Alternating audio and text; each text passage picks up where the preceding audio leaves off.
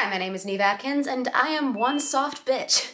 I just am, and it's something that I am really not only like comfortable with and okay with now, like I accept that it's part of who I am, but it's something that I'm actually really proud to be. Like I've kind of gotten to the point where I have accepted that all of the downsides of being soft and sensitive, that one must endure when you are these things, they're worth it for all the beautiful things that I get to experience from being this way. And I put up a little question sticker up on my Instagram, and if you haven't already followed me there, then please do, because I do a lot of like, what do you guys want to see, and like what kind of questions do you guys have, and what do you want to talk about? I put up a little question sticker that basically just said, hey, ask me your questions related to being soft and sensitive and shy. I got so many questions, and I'm so excited to talk about this because I actually don't think this is something that I would have been so openly speaking about in the past. Like I remember when I first started putting out content, right? Like when I first started making videos for Instagram and for TikTok,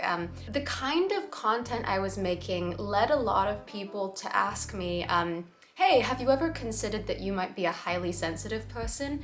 And my gut reaction to that wasn't a good one. The more I looked into and like kind of just observed why people were making this assumption, like the more it made sense, and the more I wanted to understand like what that meant about me, and the more I wanted to sort of like reframe what being sensitive meant in my head. And when I say that it really changed my life, like I don't even want to be dramatic, but yeah, reframing how I feel about the things that I inherently am, that I cannot change, which, spoiler alert, if you're sensitive and you're here watching this, it's not something you're ever gonna be able to change or fix about yourself. But I hope that in answering some of your questions about being sensitive, that you can start to understand, or even just start to feel like it isn't something that needs fixing. It's actually a superpower.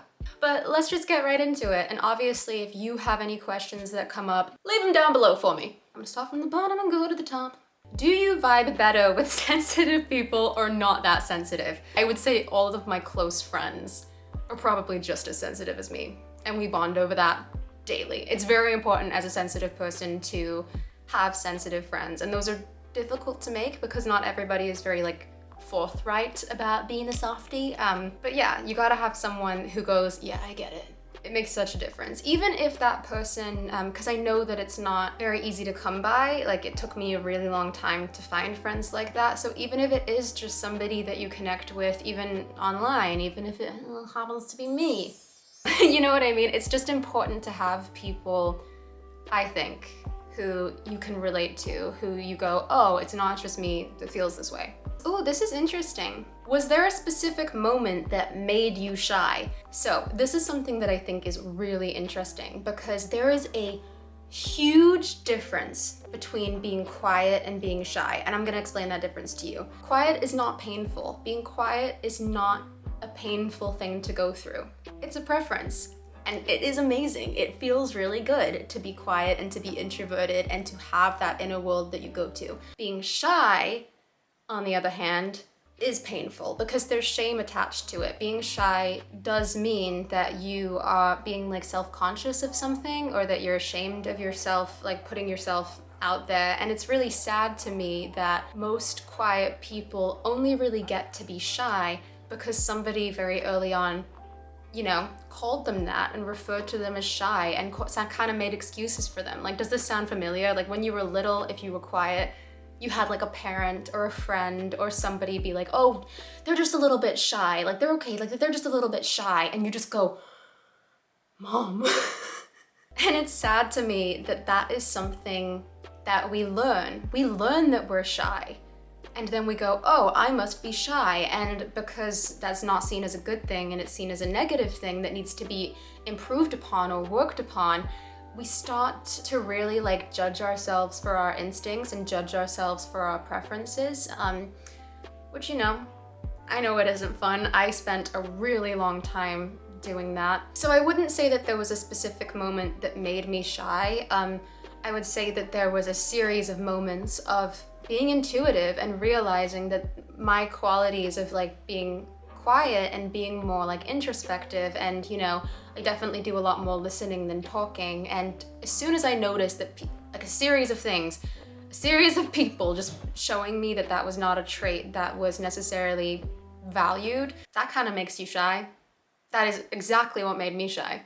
Tips on making friends when you are shy. I really struggle with that. I feel you. It took me a long time to find my friends, and when it happened, I remember just feeling like, oh my god, this magically happened to me and this has nothing to do with me because, you know, I don't know how to do that. But by being you, you will attract the kind of friends that are good for you. So when it comes to tips on how to make friends, I would really start by saying don't judge yourself for not making friends the same way that everybody else seems to. Because that was a huge hang up for me. I was like, oh, I can't do that thing, and I really closed off to people. So what I would say is just have belief that you will attract the kind of friends that you deserve and that you connect with in a deep and meaningful way. And in the meantime, don't judge yourself for not being the same as everybody else. I always found it easy to bond with people when I had things in common. I know that you probably have things that you love and that you really like are into. Lean into those things.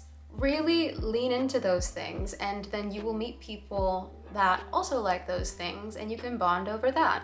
How do you say no to people nicely? I struggle with this so much.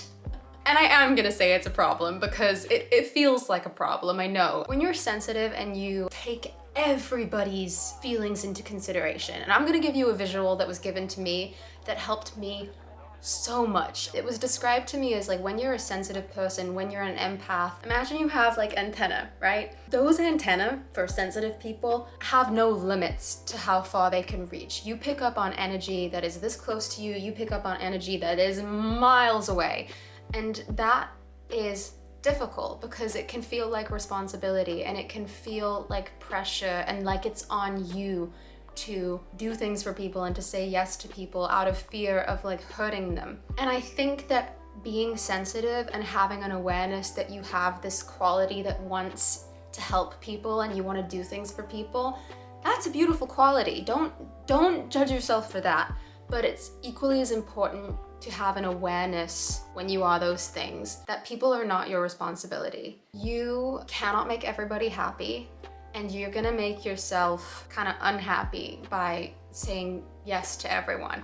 And I am an inherent people pleaser, and that's something that I'm always working on. I'm always working on prioritizing myself, because I've very slowly learned that by prioritizing myself, I'm able to show up better for the people that matter. And the people that matter, the people that love you, are not going to ditch you the second you start saying no to them. That's something that's really, really important to know, is that when people love you, that love for you is not based on what you do for them. And if it is, if you start saying no to someone and they all of a sudden they don't want to be your friend anymore, that person didn't value you for the right reasons. It sucks to hear, but that person did not value you for the right reasons, because the people that do will value you far beyond what you are willing to do for them. Ooh, is someone with these traits more prone to being in a toxic relationship? I do think, unfortunately, we make very beautiful prey for people who are on the more toxic side. I have unfortunately had a handful of encounters with people who definitely took advantage of my nature and definitely took advantage of the fact that I am quick to give a second chance. I am quick to forgive.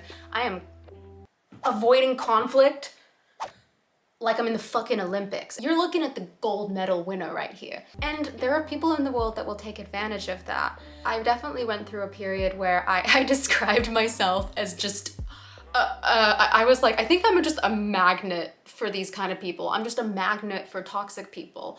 But what I learned is that you learn something from everything that you're in. And I hope what you take from it isn't that there was something wrong with you that made you like, because I definitely went through that phase of being like, I need to not be such an easy victim. I need to not be such a like a believer, I need to stop seeing the best in people who only show me their worst for 99% of the time. I need to stop doing that. But when I think about the things about me that attracted those toxic people, those traits in me are the exact same things that attracted the best people in my life that I'm really, really grateful to have. You do have the power to distinguish between who deserves to receive those lovely things about you and who doesn't. Something that really helped me, because I know that I wasn't at least very good at this. Whenever I would meet people, it was always way less about asking myself if I liked them, because I was so caught up in, do they like me? And that did make me a magnet for bad people. I wanted them to like me. And when I took a step back from whatever my toxic relationships were, and I asked myself, wait, do I even like this person?